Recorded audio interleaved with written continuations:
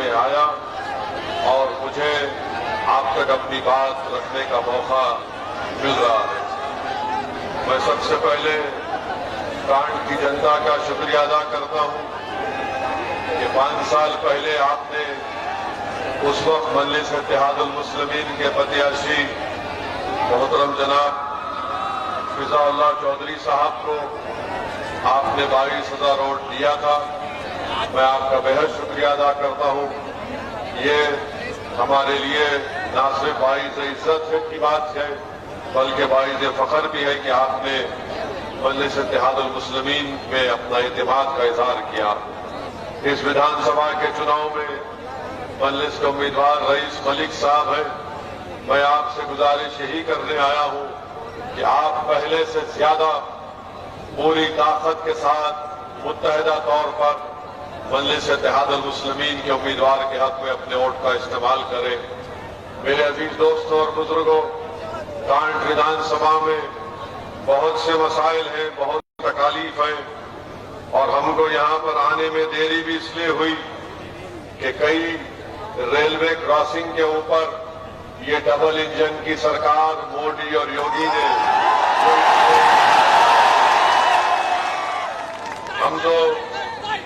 हम तो देख रहे हैं कि कांट में कोई विकास नहीं हुआ। Rasoolpura railway crossing, Nawada railway crossing के ऊपर 5 साल में अगर ये 2 आरओबी नहीं बनाए गए तो डबल इंजन की सरकार एक झूठी बात है जो कभी भी विकास का काम नहीं किए। हाँ, एक काम जरूर किए कि नफरत पैदा करना इनका काम है। मैं आपको याद दिलाना चाहता हूं कि पिछले साल जनवरी में किसी कांट में लव जिहाद के उस अनकॉन्स्टिट्यूशनल कानून की बुनियाद पर कांट में एक शख्स को गिरफ्तार कर लिया गया। 15 दिन उसको जेल में रखा गया।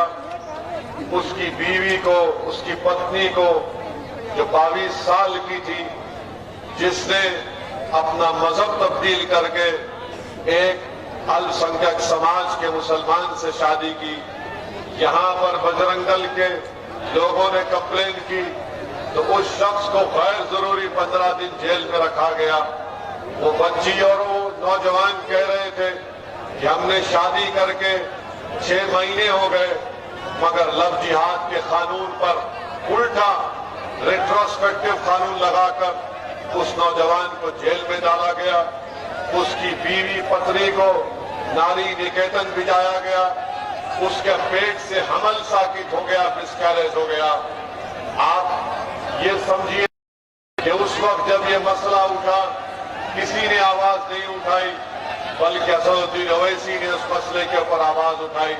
मैंने बयान भी दिया था कि क्यों उस नौजवान को गिरफ्तार करके गैर जरूरी उसको जेल में डाला गया, जिसकी वजह से उसकी बीवी का मिसकैरेज भी हो गया। मेरे अजीज दोस्तों और बुजुर्गों, कांट में एक अस्पताल है मगर दिखाने के लिए अस्पताल है। ये डबल इंजन की सरकार मोदी और योगी की अस्पताल में कुछ नहीं कर पाई।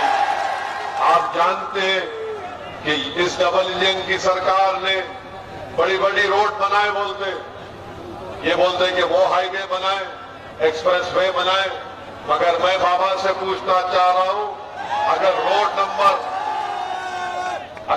नंबर 76 पर बाबा की गाड़ी आ जाएगी तो बाबा की गाड़ी की भी टक्कर हो जाएगी। कांट की जनता जानती है कि रोड नंबर 76 पर कितनी टक्कर होती है, मगर इसके बावजूद भी बाबा के पास इसका कोई जवाब नहीं है। यहां पर गन्ने की किसानी होती है, गन्ने की कीमत नहीं बढ़ाई जाती, वक्त पर उनको पैसे नहीं दिए जाते और वो स्टैंडर्ड एसएपी है उस पर भी अमल नहीं होता। तो बहरहाल हर महाज पर ये डबल इंजन की सरकार पूरी तरीके से नाकाम साबित हुई है। मेरे अजीज दोस्तों और बुजुर्गों, अब जब मजलिस ने अपने उम्मीदवार को मैदान में उतार दिया, 5 साल पहले भी जनाब फिजाउल्लाह हमारे उम्मीदवार थे, तो अब समाजवादी पार्टी और बसपा के लोग मजलिस पर इल्जाम लगा रहे हैं कि मजलिस के लड़ने से बीजेपी को फायदा होगा। मैं बहन जी से और बबुआ से पूछना चाहूंगा,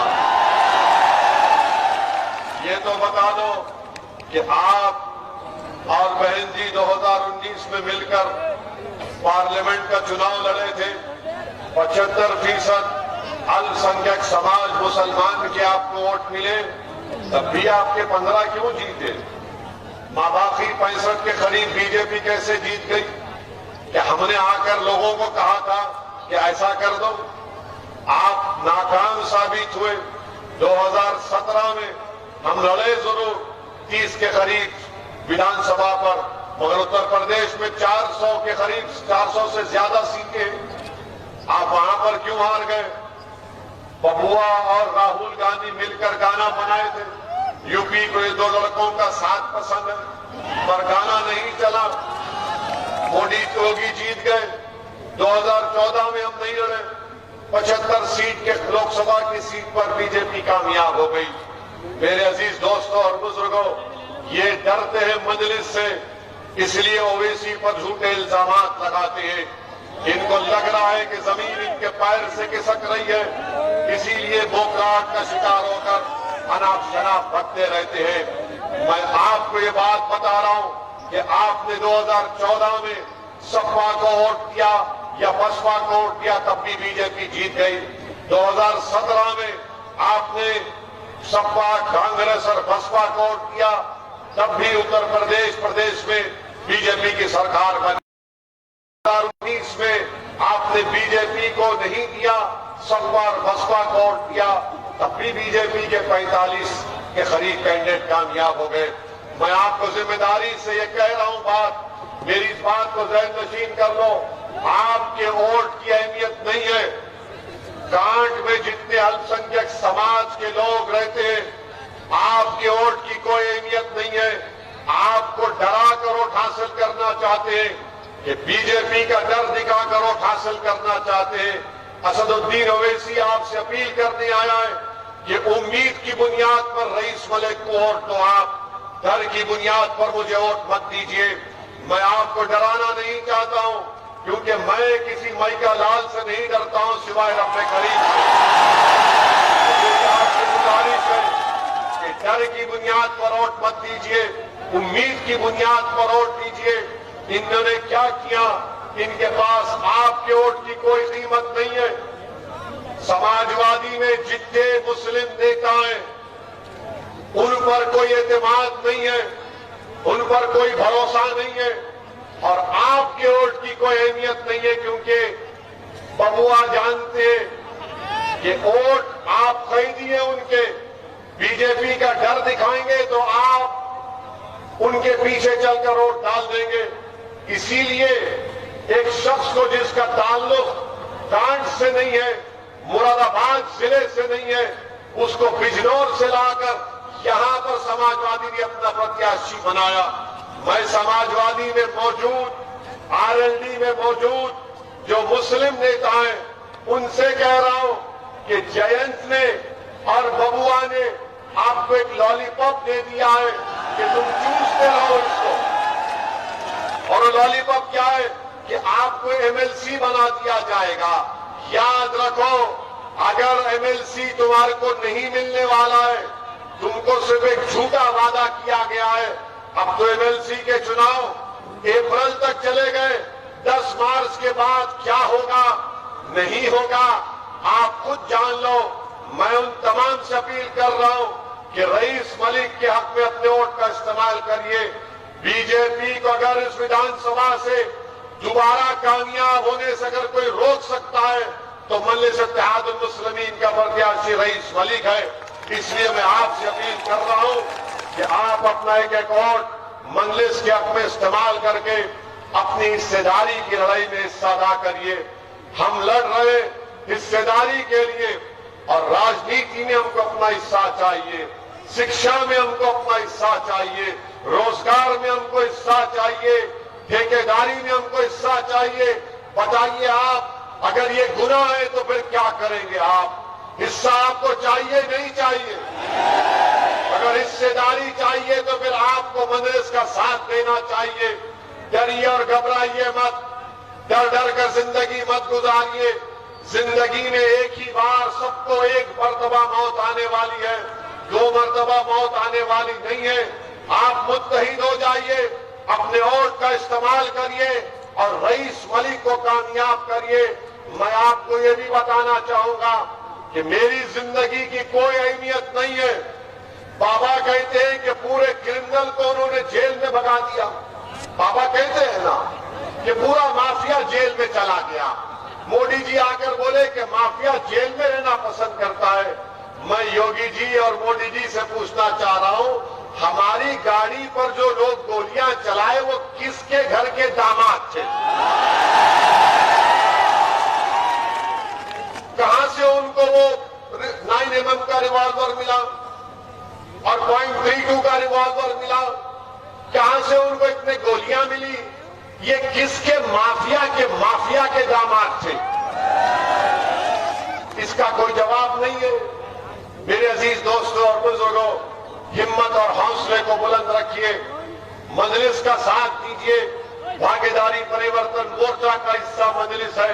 हमने ये तय किया कि अगर आप अपनी दुआओं से, वोट से भागीदारी परिवर्तन मोर्चा को कामयाब करते हैं, सत्ता मिलती है अल्लाह के फजलो करम से, तो इसका पहला मुख्यमंत्री इंशाअल्लाह बाबू सिंह कुशवाहा 2.5 साल के लिए होंगे और आइंदा 2.5 साल के लिए एक दलित समाज से किसी को उसका मुख्यमंत्री बनाया जाएगा।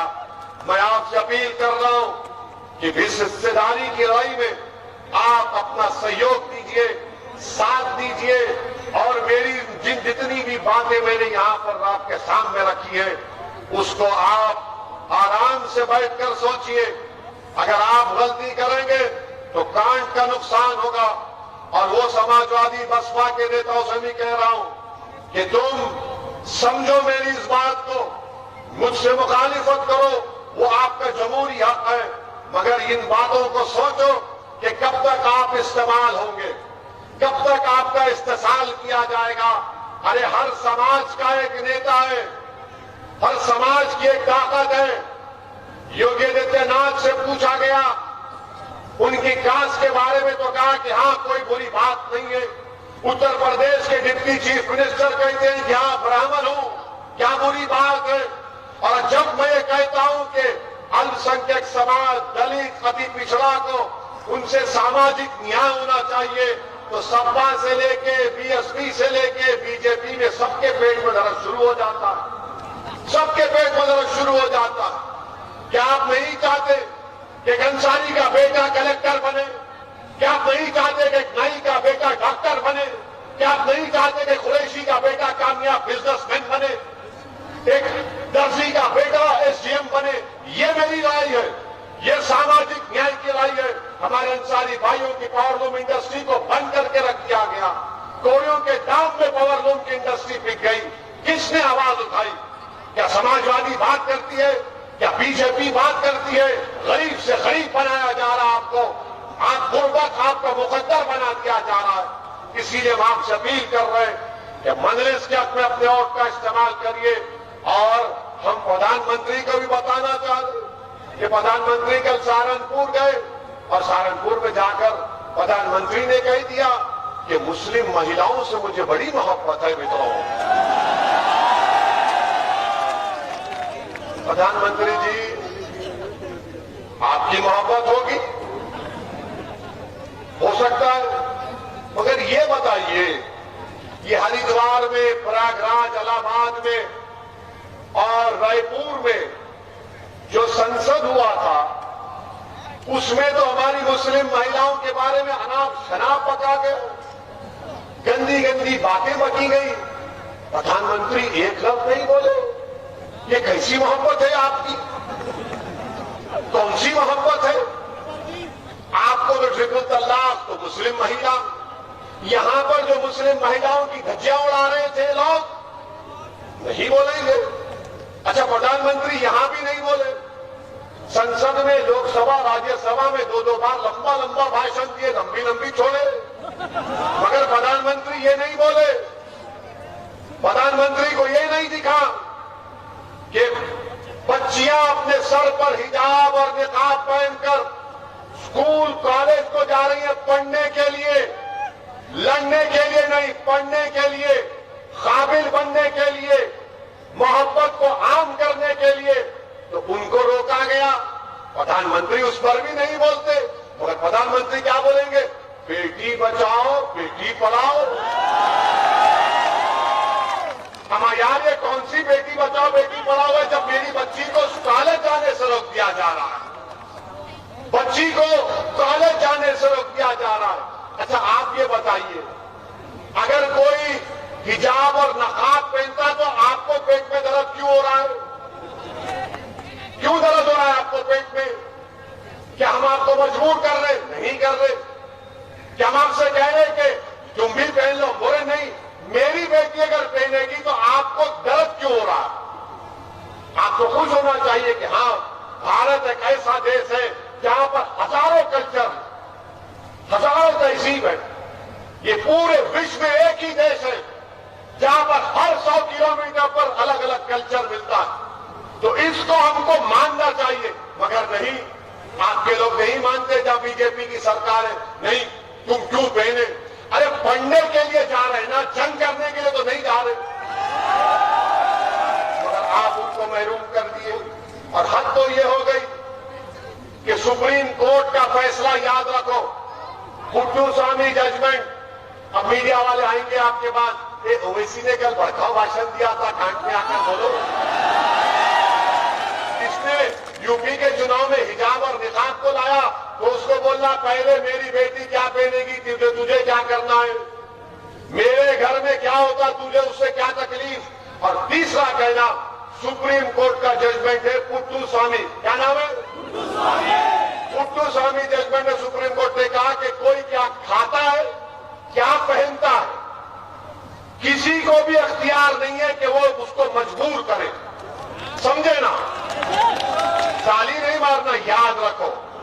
और सुप्रीम कोर्ट ने क्या कहा कि प्राइवेसी यानी चॉइस ऑफ फंडामेंटल राइट है, बुनियादी राइट है, आप मुझे नहीं रोक सकते।